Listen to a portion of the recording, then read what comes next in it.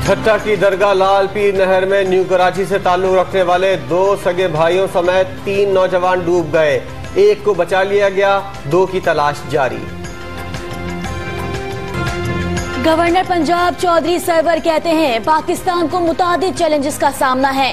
दहशत गर्दी पर ताहिल कादरी के मौकिफ से मुल्क को फायदा पहुंचा। ताहिल कादरी का कहना है कि गले काटने का दर्ज इल्म नहीं दहशत गर्दी है। वफाकी वजीर अली जैदी की चीनी कौंसल खाने पर हमले में शहीद पुलिस एहलकारों के अहले खाना से ताज़ियत। शहीद कांस्टेबल आमिर के घर वालों को 5 लाख रुपए की इमदाद भी दी। जख्मी कांस्टेबल की अयादत की। कराची में चीनी कौंसल खाने पर हमला नाकाम बनाने पर कौमी सलामती की सिक्योरिटी इदारों की तारीफ। औरंगजेब एजेंसी में धमाके की मजम्मत। जिम्मेदारों और सहूलतकारों को कटहरे में लाने का मुतालबा।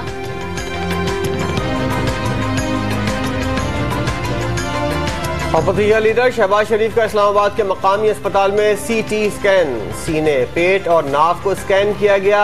मेडिकल बोर्ड कल रिपोर्ट का जायजा लेगा। खैबर पख्तूनख्वा के वज़ीर आला महमूद खान ने साबका अदवार में खरीदी गई गंदम के वाजिबात और रिकॉर्ड से मुतालिक इंक्वायरी का हुक्म दे दिया।